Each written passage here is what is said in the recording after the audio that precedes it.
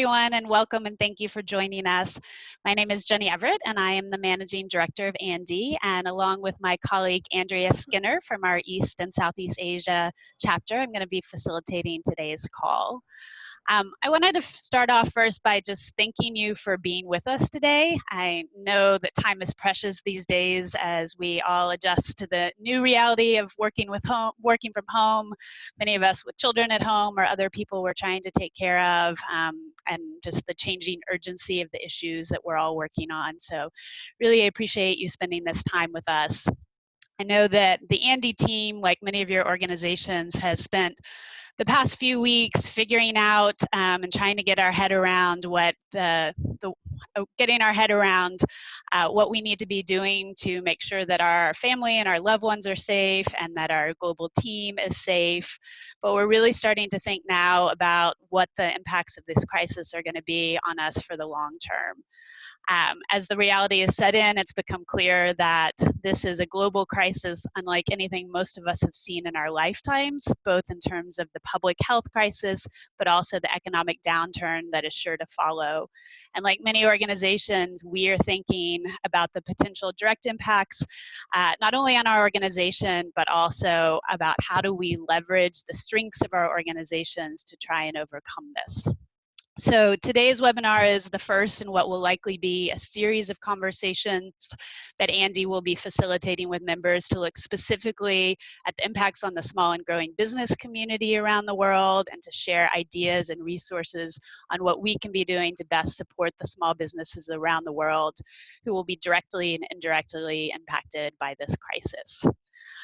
For today's conversation, we're going to be talking to 3 ANDE members about what they are specifically doing to work with companies in their portfolio, some of the issues that they're seeing both in the short and long term, and some of the interventions that they're taking now, with a recognition that we're all still figuring this out, that nobody has a perfect answer, but we think one of the roles that ANDE can best help with is bringing our network together to share what we're all doing and learning from each other. So before I introduce our speakers, just a quick logistical note. We will be doing a Q&A. I'm going to start with some questions for the speakers, but then Andrea will facilitate a Q&A, so you can submit questions through the Q&A feature that you should see at the bottom of your screen. And if you could just indicate there if your question is specifically for one of the speakers or for all of the speakers, and then Andrea will facilitate that. But we are fortunate today to be joined by 3 ANDE members working, covering most of the globe, I think, through the regions that they are all working with. So Juan Carlos Tomas is with TechnoServe, Srinivas Ramanujam is with Villgro, and Bob Webster is with SEAF. And they're each going to share a little bit of the direct impacts that they're seeing on their businesses and some of the interventions that they're taking. So Juan Carlos, I want to start with you. I know that TechnoServe actually has a lot of experience working with businesses in times of crises, most recently working with a portfolio of companies that you're working with in Nicaragua through the political unrest that they've been going through over the past year or so. So interested to see, what you're seeing with this global crisis. How is it similar or different to some of the issues you've seen in your companies before? And what are some of the measures that you all are taking? Well, thank you, Jenny, and everyone. As you said, this is a very important conversation to have. I really appreciate that the ANDE team is organizing this series of conversations. Micro and small growing business, as we work with, are going to be are already struggling more than ever, and we're going to need them more than ever in the journey to economic recovery and to keep creating opportunities for everyone. And although we're working in 25 countries with many entrepreneurs, and we have faced many crises, I think we haven't seen something like this at this scale, and at this with this severity. So we see entrepreneurs everywhere challenged by restrictions in demand, the way they can operate in their supply chains, and that's I mean, beating them financially and emotionally pretty hard. And what is an additional factor here is that we don't know how this is going to evolve in the near term. So we have faced. I'm originally from Chile, and we have worked with entrepreneurs overcoming natural disaster. We're well known for earthquakes, but an earthquake has a beginning and an end, and then there is a recovery period. Now we're all challenged and trying to know which direction is going to take, where is it going to bottom and then recover. So we're all learning here, and it's very important to have this conversation to exchange knowledge and our early lessons learned. So how are we reacting to this? Basically, coming from previous experience, the first thing is to realize that you need to change your objective and your program design immediately. We usually are working with companies to help them grow and accelerate, and now we're moving into survival mode. So whatever was your plan of training and advisory sessions you had, the entrepreneur's mind rightly is now focused on how I survive the next day, the next week, maybe the next month if it's lucky.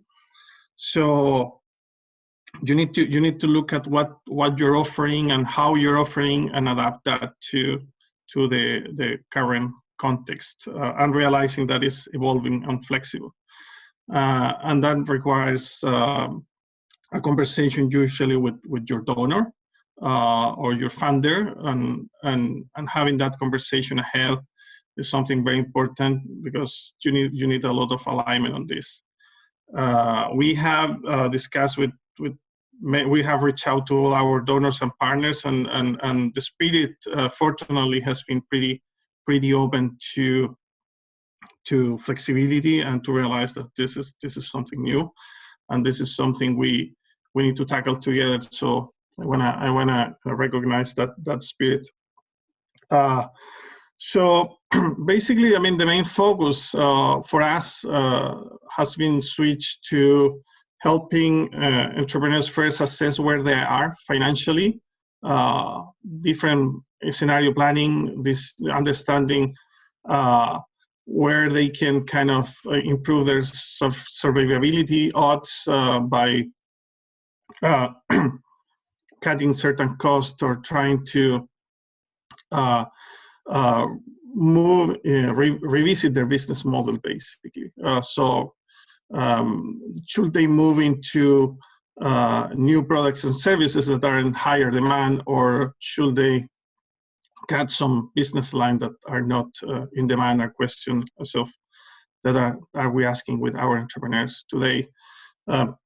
Typical examples: restaurants moving into delivery mode, but we have even seen changes more dramatically like that. So you start thinking in your resources more broadly. So hopefully the solution is within your market or your current portfolio of customers. But we have seen in previous crises, aircraft stores realizing that nobody's buying aircraft now, are moving into food production, for example, because that's what's on demand, and the people you have in your network can help you with that. So the content then is the content of the process of what the skills we try to work with our entrepreneurs is pretty much focused on surviving, as I mentioned. Another consequence is that we need to work remotely now. So moving into fully digital mode as we're doing it now has proven pretty key. But it's not just moving from whatever you working on from physical to digital. It requires certain skills, technical, and how you prompt the behavioral change you want to prompt in your entrepreneurs. So revisiting those good practices on how to deliver content digitally or remotely has proven to be very, very important. In these times, hard times, emotional support is also key for the entrepreneurs. The uncertainty is huge, and having reaching out, having our business advisor reaching out to entrepreneurs has proven to be very, very helpful in helping people kind of have some peace of mind to think and to look at the bigger picture and react. So emotional support has proven being very, very impactful. The emotional support is also important for the team, for our team. We're all going into a lot of stress here, and for the team that is supporting entrepreneurs directly, they're usually providing advisory that may or may not may kind of allow the survival of the business or not. That's a lot of stress. So we are seeing teams getting together and trying to kind of brainstorm ideas and trying to make sure that the advisory is revisited in a more collective manner. So that creates some peace of mind for the advisor as well. We have used psychologists as well to help our business advisors to better understand how to handle the emotions that are somehow inundating these discussions with the entrepreneurs. So very important to take care of that as well.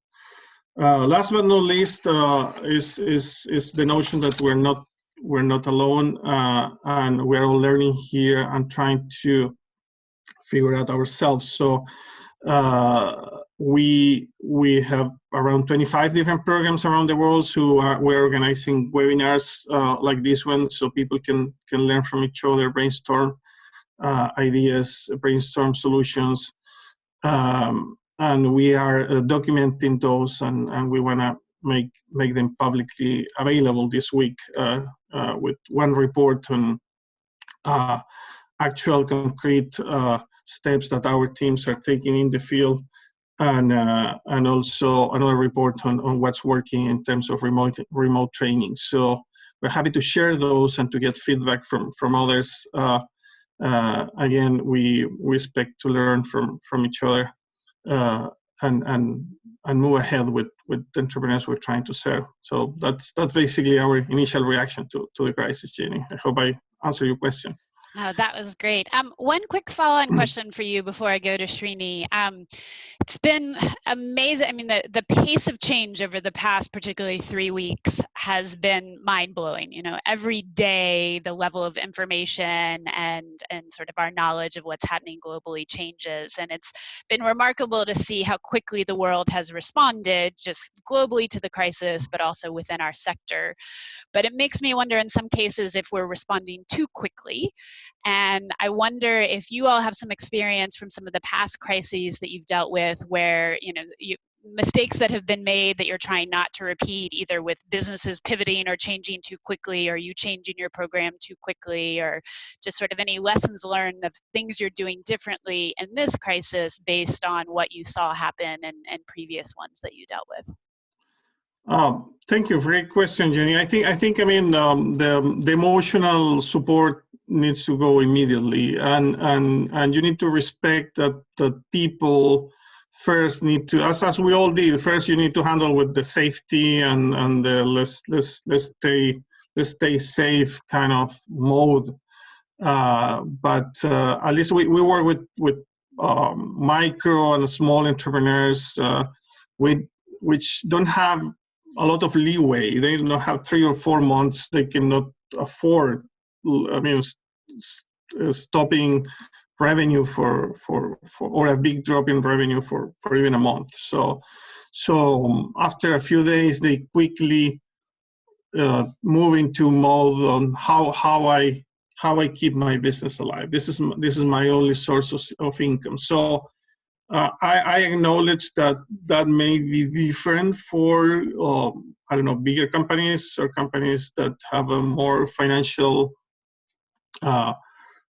support. In this case, people move through the stage very, very quickly for us. So you need to kind of respect for that when people want to switch from one problem solving to another, like from your personal problem solving to let's take care of the business. But that usually for us happens pretty quickly. Great, thank you.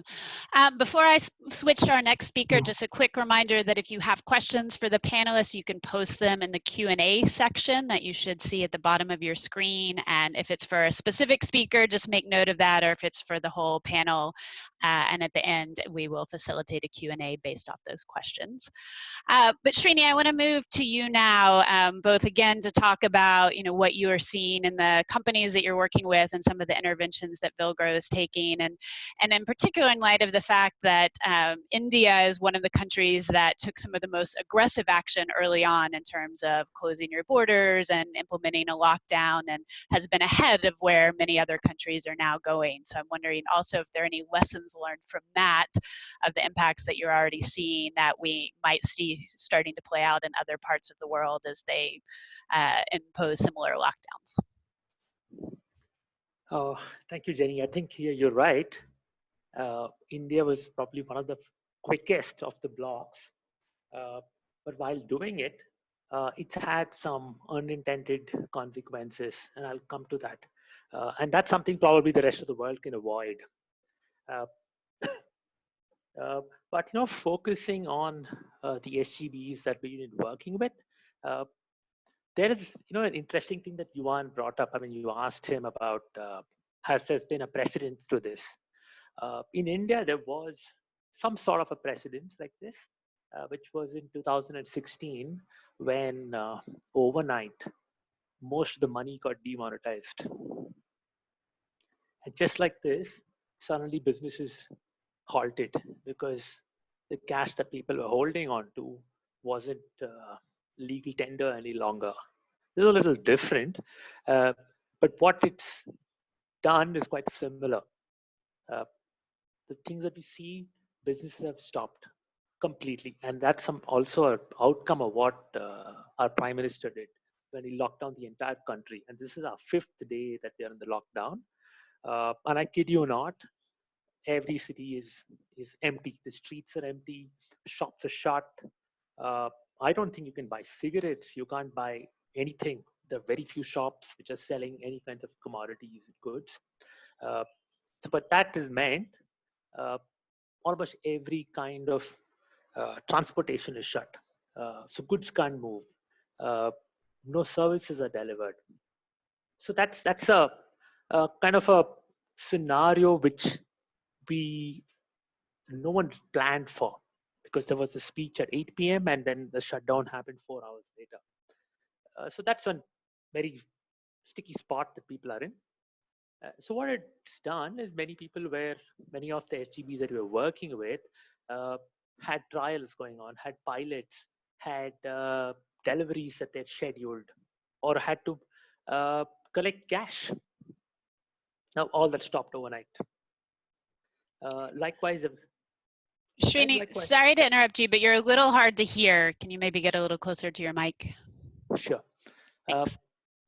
So what that also did is it put paid to many of the plans that people had, that including fundraising conversations. So there were investors, there were other funders which were coming to meet these companies. There were business conversations, potential large projects to take off. All of that have stopped.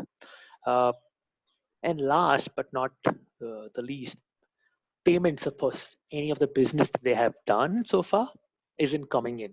So immediately, not just is business stopped, but the entire cash flow in the system is stopped. So that's quite unprecedented. Now, 4 years ago, when the same thing happened, over time, people knew that the government was pumping in money. Over here today, the lockdown is stated to be till April 15th. That's 21 days long. There are slowly some changes coming in. Essential commodities like milk, fruits and vegetables, groceries are now being allowed. Trucks are now allowed across borders. But even for those trucks to move, they need to first apply for a pass and cross multiple checkpoints. So it's a little complicated for people to navigate, and SGBs particularly to navigate this entire new system. So what at Villgro we've done is we focused on the SGBs first. In fact, we've just spoken in brief to our donors and many of the other supporters, but we focused on the SGBs and just realized that there's specific areas we could have our conversations with them on. Number one, and like Juan pointed out, this is a question of survival. And for most people, they don't have such long runways. It's going to be almost inhuman to start stopping salaries or laying off people. And in fact, that's a really, it's a real problem that many of them are facing. This shutdown, more than the SGB shutting down, is going to probably lead to massive unemployment. So our first area of work with them was to understand their expenses, to see where they can minimize it, what can be reduced, what can be deferred. So we had been speaking with our SGBs to ask them to defer loans or any kind of interest payments. And luckily, yesterday, the central bank officially announced that all interest payments can be deferred by 3 months. So that's been great. So at least the government is now walking some of the, understanding some of the pain that's happening there. But that's one area. As a backup plan to their to reducing expenses, each of our SGBs that we've been supporting also has a plan B where they have gone individual by individual, like key employees and leadership versus people who are already, at the front line, and making sure who's going to get what kind of pay reduction in the worst case scenario. So an entrepreneur, a founder, is talking about taking a larger reduction, while someone on the front line, because anyway they were being paid far lower, they might not reduce any salary.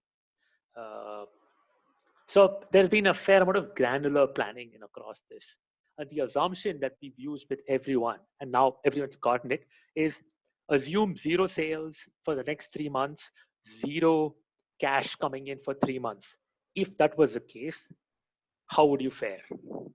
Yeah. So that's the scenario we've planned for. And our guess is that this is an optimistic to realistic scenario. The pessimistic scenarios is going to go for 6 months. So we're trying to prepare our companies to survive at least 3 to 4 months in such a lockdown. And if they can manage that stress, I guess they're going to come out stronger. And that's on the financial aspect. The second piece that we're working with them on is to see what they can do despite the lockdown. So we've split it down into things which, like Juan said, needed a physical interaction, and those which could be done virtually or offline. And now we're working with each of our companies to set up milestones that they can do offline or people can do remotely at their homes. So things where they can optimize their product, upgrade software, do research, figure out whether the pricing is fine, whether they need to optimize costs in any of their offerings. We are asking them to do that. We are also asking them, beginning a couple of weeks, to start doing business development over the phone, try to figure out if they can get big clients, because we believe once this entire thing goes away, business is going to come back, demand is going to come back, because and there's going to be a lot of pent-up demand. And our companies need to be ready for that time, which means doing a little bit of work now, also being able to conserve cash that when the demand comes up, they are able to hit the market. So it's been a combination of real, financial planning for them, and also helping them think through tasks. And that's something Juan pointed out. Real, this is forced work from home. I mean, earlier work from home was sort of a luxury or a feature with companies, but now it's not a choice. So given this, many of our entrepreneurs do not understand how they can split tasks on what can be deferred or done later and what can be done today. So that's a big area that Villgro has been working with our companies to figure out and ensure they do this. And also, I know Juan spoke about getting people, counselors, and I think that's important. While we haven't done that, we are working on the premise that we want to make sure our companies believe they're working on something productive. And we are trying to make it look as normal as it can be, and that they're achieving something. There are small milestones that they're crossing. So it keeps their morale up. It keeps a sense of purpose going for all these companies. Yeah, and the last is, given all these plans, we are putting it together to see which milestones aren't going to get met. And we're doing scenario plans for ourselves, also for the programs that we run. It's across sectors, and we have a very large variety of donors. So we want to put those different scenarios together, and we're going to be talking to donors to see what kind of a milestone is not going to be met, and hence then how do we shuffle plans around? How do we understand where expenses are going to happen? For example, I know in this year we're not going to spend so much on travel, but we might have to go long on salaries. We might have to do more on paying for some research. So how are budgets getting rebalanced? How are donor milestones getting rebalanced? Is this the last piece of this entire work that we're doing for our companies that's happening. So it's been quite busy. In fact, I don't think my team has been as busy as they're now as when they were still going into office. Great, thank you, Srini. So Bob, I want to turn to you. This webinar in many ways was inspired by an email exchange you and I had 3 weeks ago, early on in what felt like a very different world that we were operating in, but where we were exchanging information about how our organizations were starting to think about this crisis. And at that time, SEAF was already starting to look at how you were supporting your portfolio companies. So interested again to hear, sort of what are the challenges you're seeing, what are some of the steps you're taking, and also if you could talk a little bit about conversations you're having with the investors in your fund. So Juan Carlos talked about having conversations with donors. It's been impressive to see the philanthropic community really rallying support and making pledges to unrestrict grant funding and looking at ways to facilitate support through grant making. But I'm interested in what's happening with the investor community and the conversations you're having there. Yeah, thank you so much, Jenny, and thank you all of you for being on the call. And these are challenging times indeed, and we can learn from each other, and of course get positive energy from each other, which is very important.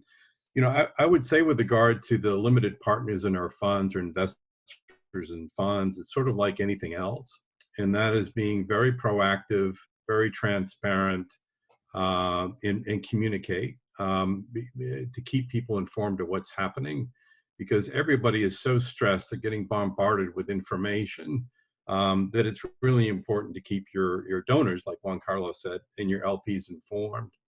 Now, just with regard to SEAF, just so that everybody is aware, we have 2 lines of business. We have impact investing funds, and we have what we call the Center for Entrepreneurship and Executive Development. The first obviously is investment activity, and the other one is sort of peer-based, you could say technical assistance programs that we have.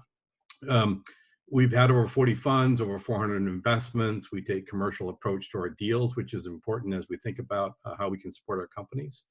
But also value creation is a very important part of our work. Our model, which is helping companies to be better companies. So you can imagine now is a time, I don't know if it's value creation, but it's avoiding value destruction, I guess is what you might call it. But in any event, you know, what we're seeing is similar to what everyone else is seeing. And the first and foremost, of course, is around cash.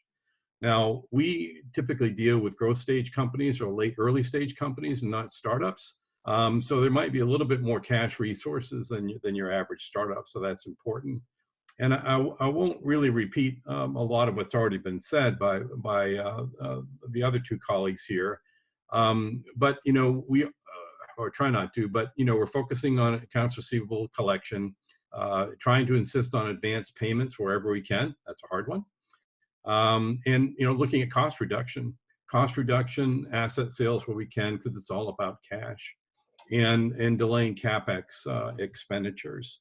Where we've been quite active with our companies is in bank and supplier negotiation. And we're going to get to some of the points of that in a little bit later. As has been mentioned, scenario planning, cash flow planning is very, very important. And of course, you know, we have different funds in different countries. So most of our portfolio is either in Southeast Asia, South Asia, Morocco, and in Europe, but businesses are very different. So those scenarios and cash flow planning, of course, are very different. I think a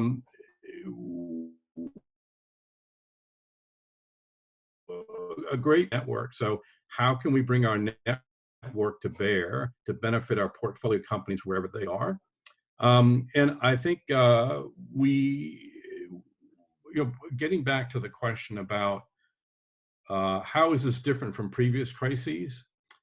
It is very different, of course, in so many ways, but there is, you know, you go back to 2008 and 2009, I think one of the things where it's quite similar is it was difficult to see what the end looked like, when, what it looked like, and therefore affecting planning.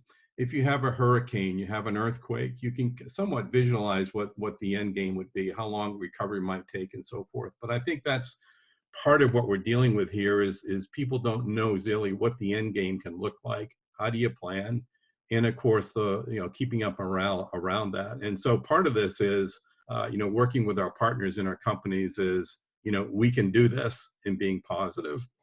Some specific challenges more we're seeing is, just the cross-border transport of goods or the slowing down of administrative processes. That's a big challenge for us. We have a company, a cosmetic company in the Philippines, and the Philippines has been particularly draconian on transport of goods, amongst the archipelago there. But if your products are labeled as essential services, then you're more apt to be able to have freedom of movement of goods. So one of the things that our company there has done is been careful to include products in their deliveries and label them as such as essential services. We've all mentioned about working from home challenges. Our portfolio companies realize, oh my goodness, we have to make sure that our employees have bandwidth capability. Even at SEAF, we've realized that sometimes you have to upgrade a router, sometimes you have to upgrade your services. Even company culture can be affected by this. We know that, working from home and challenges around that. On some sort of constructive things that we've seen, either we've been involved with or we've heard about, rent reductions. So, for example, in Vietnam, landlords are open to those negotiations, but often they're requiring tenants actually to come up with a plan together, which is an interesting way to look at it. What we've seen in two countries, in Serbia and in Georgia, is industry competitors banding together to lobby the government for support. So it's time to keep the battle for market share aside a bit and to think about how you can collaborate that can actually lead to survival in the business. Getting back to earlier when we talked about being proactive, I think it's really important for portfolio companies to be proactive with their banks and suppliers, particularly their banks, and say, listen, we've got a problem just like everybody else. This is what our problem is, but this is what our plan is, and we need your help with the plan. So, and you can imagine what that help could be. It could be deferral of payments, whether principal or interest. But I think don't wait for the lenders to lead, because they won't. They won't lead until it's a problem. So be proactive. We would say that also is have an ask ready. So there are a lot of emergency loans and grants out there for SGBs, right? We know that even here in the United States. So it's really important to have an ask ready. So for example, our Central European Fund, working in particular of getting basically different asks, 100,000, 250,000, 500,000 shovel-ready projects, if you will, ready to go, and to be proactive potentially with donors. And don't wait for the donors to approach you. If you're a company, is approach those donors as investors. So,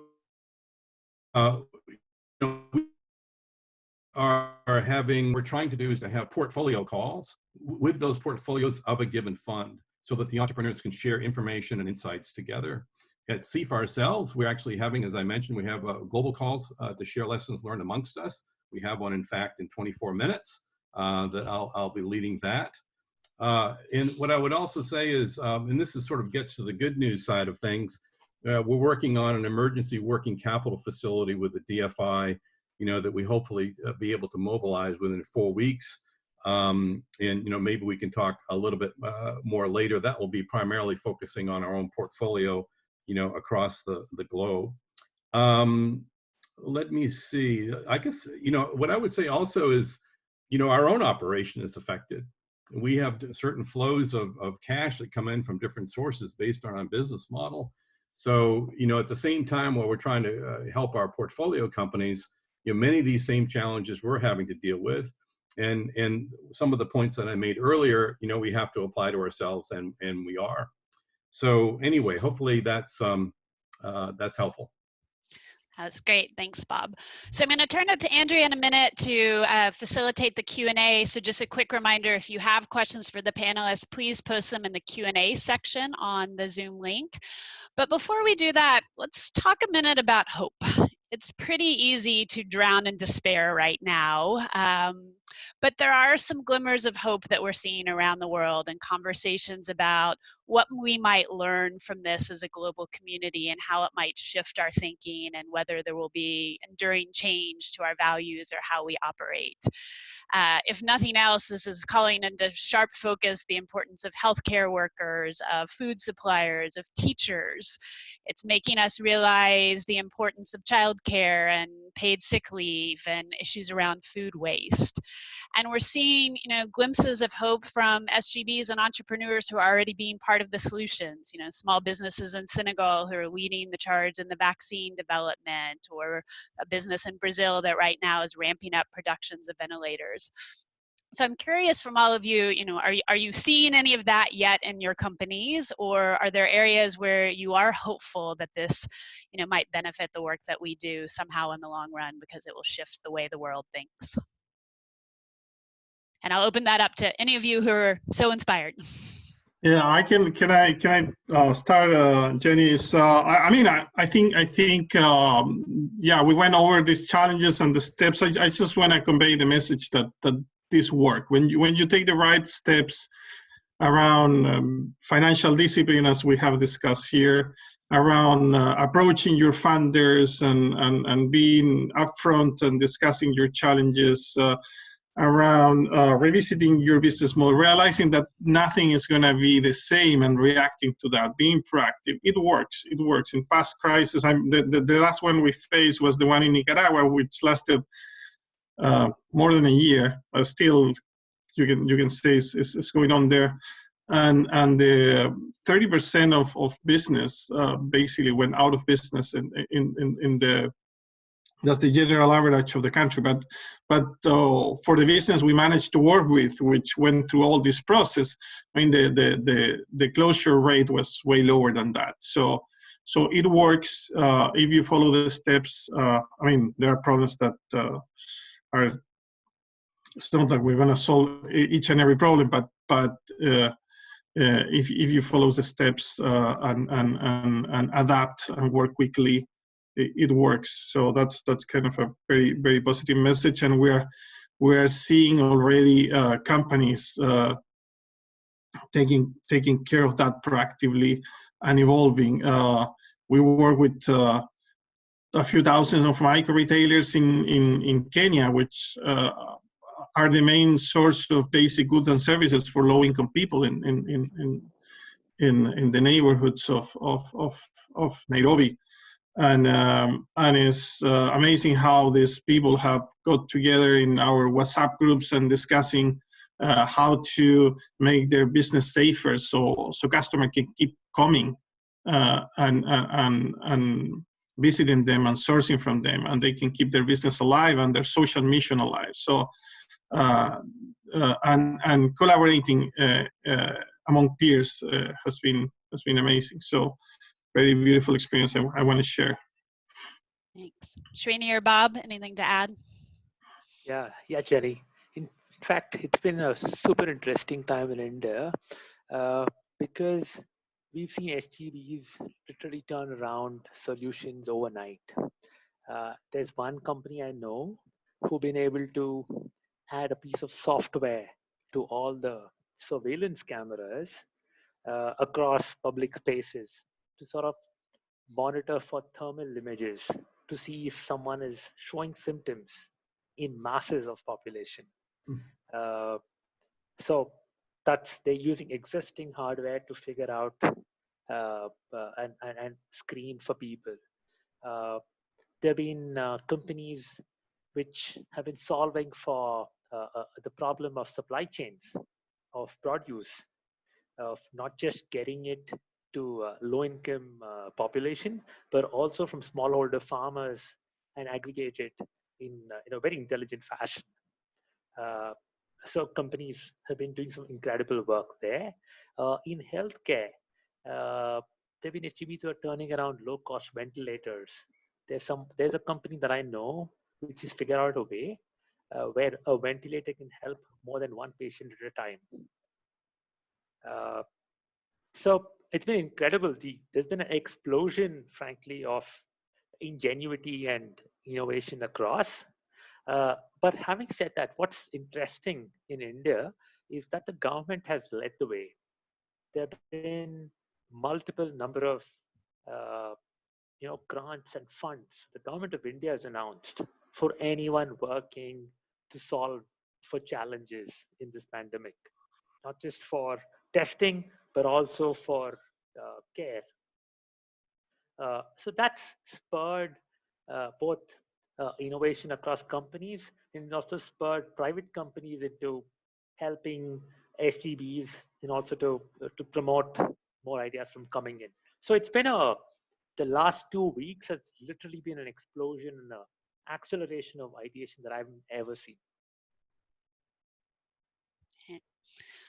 Anything to add, Bob?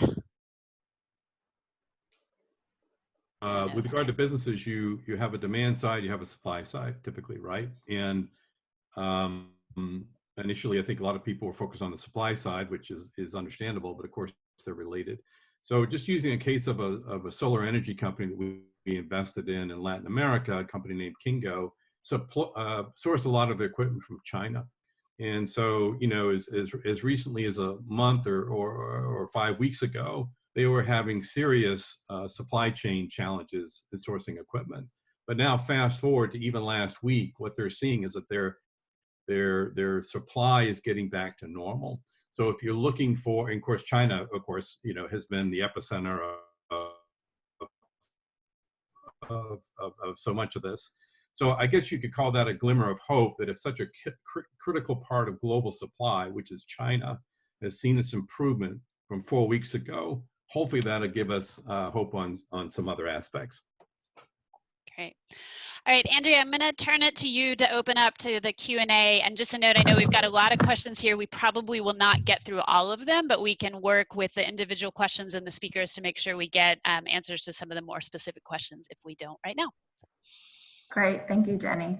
Okay, so I'll be facilitating your questions. I'll start. This is to everybody. To all the panelists, are you providing any extra funding grants to the SGBs?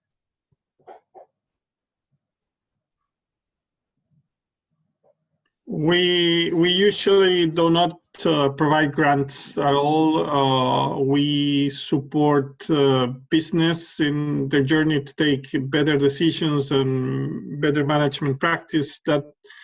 That includes helping them raise funding. So we are dealing with them on how to assess. I mean, there's a lot of governments and money flowing to support SMEs. So part of our advisory is looking at those opportunities and make sure that our entrepreneurs are informed, but we're not creating a grant facility specific for this, at least at this point. As I mentioned earlier, as far as SEAF is, we're in intense negotiations right now with the DFI to mobilize an emergency working capital facility to focus on our portfolio companies. And so we hope to have that mobilized within 3 to 4 weeks, which, you know, is a lifetime for these businesses, but there's just certain things you have to do to put it in place. But we're hoping to get this together so we could issue emergency working capital loans of $500,000 to $1 million to our portfolio companies. We are going case to case. We're literally stress testing each of our companies and places where we see that someone is going to not survive. I mean, we are planning for a scenario of at least a 3 month of a runway. Anyone less than 2 months, we're seeing where we can advance a grant. We're also talking to a few funders. We're also talking in India. Luckily, we have, you know, as part of the company's law, there's the CSR Act, which allows for companies to make grants. So we're also specifically reaching out to private companies to see if they could make a grant. Yeah, so there is the possibility of making emergency funding available. And it takes the shape of our own funding. We'll advance it before the milestones met, number one. Or number two, we're trying to rope in private companies with CSR grants to solve for the problem. But it is very specific. And as things stand today, there are about 3 companies out of our 23 which are in dire need of funds. The rest are relatively safe for a 3-month period. Great, thank you for that. And so the next question is a 2-part question. So the first part, can the speakers talk about what percentage of their portfolio companies have already shut their doors? And the second part is, and if that percentage is low, and hopefully it is, how many do you think will shut down in the next month?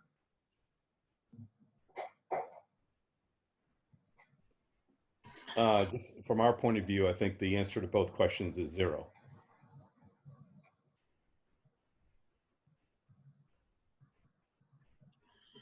I don't have statistics now for that. We have 25 different programs, so we're still assessing where is each one there. So we work with a few thousand entrepreneurs per year. What we have seen from previous crises is that I mean, you can reduce significantly the rate of closure of business in our portfolio if you follow these steps. In the case of Nicaragua, I think we managed to lower the rate of closure from 30, which is the national average, to around 8%. So that gives us hope in terms of what you can do if you help entrepreneurs follow the right steps. But we don't have stats as of today for this current crisis. At Villgro, 3 are at risk, but we don't anticipate they'll shut down. One company has temporarily closed for 3 months because they are in the meat supply chain, and there are many parts of the country where there is a scare going around that the virus is spread through meat. So consumption of meat has plummeted, which means their supply chains have everything's frozen up. So to conserve cash and come back, they've sort of gone into they've halted operations for 3 months, but they will resume after this. Thank you for that. And so coupled with emergency cash raising, what do you see as critical technical assistance needs? Well, I think it's the one that we've already mentioned, which is, is the scenario planning and the cash flow planning, and leveraging those different levers that you have with cash flow planning, cutting cost, stopping CapEx, making hard decisions about payroll in some cases. How are you going to do that? You have to do what you have to do, right, in order for the business to succeed. But I think that in negotiation with the banks, which is related to that, from our point of view, that's critical. Yeah, I will add revisiting your business model in terms of looking at new source of revenue, or focusing your business in your main remaining source of revenue, of cash flow. Again, like a restaurant moving into delivery, for example. That's going to be very, very helpful as well. We believe that, while financial scenario planning is obviously paramount, the big area of technical expert support for our companies would be to help them understand what they can still do despite the lockdown. So there is still movement on their business goals, stuff that they probably otherwise would not have given so much time to. Things like research, improving their website, software, things which are necessary once this gets over. We're helping them think that through, and so that they can work on it. Yeah, that's an area we see is a big gap. But people aren't able to get their heads around the fact that they just can't get out of their houses. Thank you. And again, to everybody, can you comment on the healthcare systems in the main countries in which you are working? If COVID hits as hard as it has in Italy, China, or US, what will happen?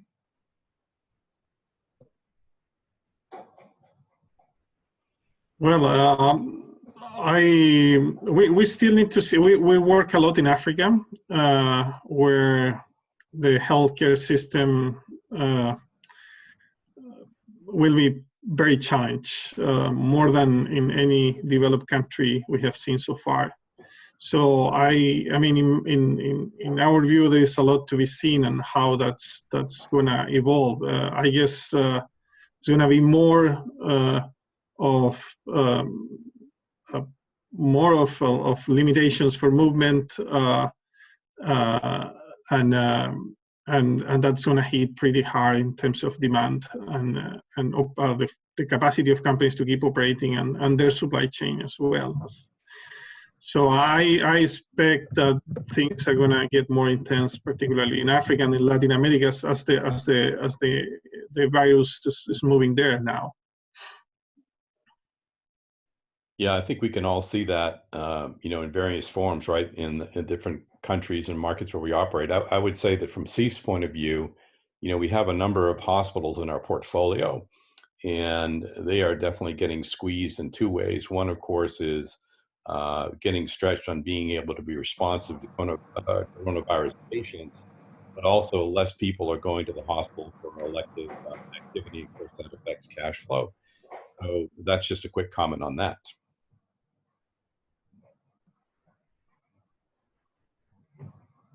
Great, thank you. And maybe, Jenny, maybe one or two more? Yeah, let's do one last question, and then we need to wrap up. Okay, great. So the last question, are there also any special considerations for the gender effects of this situation, how this affects women entrepreneurs?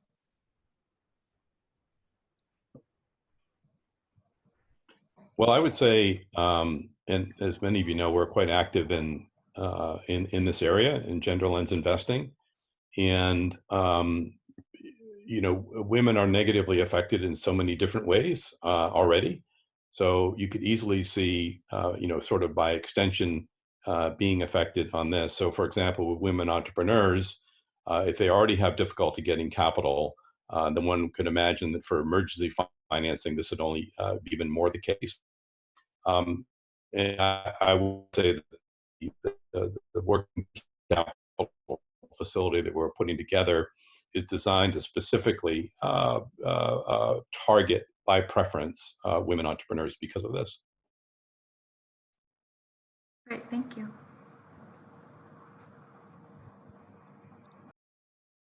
I think in India, women are more negatively impacted, not just the women entrepreneurs, but also many places, many of the companies we work with have end beneficiaries as women. So given the fact that they won't have access to essential services, one, also the fact that many of them are often handling key chores at home, all that is getting affected. And some of our companies were working directly with women. And so hence, I think the impact on women is going to be is far higher. Well, apart from what Bob mentioned about, you know, more capital specifically set aside for women entrepreneurs, we haven't thought this through yet, but we anticipate that we'll need to help companies working with women as end beneficiaries a little more, especially in getting access to markets as things improve. I can see a challenge as well. I mean, traditional roles are still very present in the countries we work with, and I mean everywhere. I mean, as childcare is going to become more difficult, I think it's going to hit harder women than men in this situation. So usually, women entrepreneurs have to kind of take care of traditional household roles and do while running their business. Now that childcare is becoming nearly impossible, and your family network of support gets somehow disrupted, I think that's going to be an additional challenge for women as well. Great, thank you all. Unfortunately, we need to wrap up. I know we didn't get to a lot of the questions, but quick note, if you posted your question in the chat section, if you could move it over to the Q&A section, and we'll try and work with the speakers to get some more responses out to the questions we didn't get through today. I first want to thank all of our speakers again from taking time out from your work and your organizations to share this. This has been really helpful, and hopefully just the start of lots of conversations we can be having together as a sector. Bob, I know, already had to drop off and go join his own team call on the same topic, but Juan Carlos and Srini, really thank you for your support on this. In terms of next steps from an ANDE perspective, as I mentioned at the beginning of the call, like every organization, we are working quickly to assess where we can be most helpful to our members and to the broader sector. We've posted here a link to our COVID-19 page where we're trying to post resources for members to leverage, in particular resources that are specific to supporting SGBs and entrepreneurs. So if your organization has resources that you'd like to share with the broader community, please let the ANDE staff know, and we'll make sure they get to that page, and keep checking back on that page. We're updating it daily.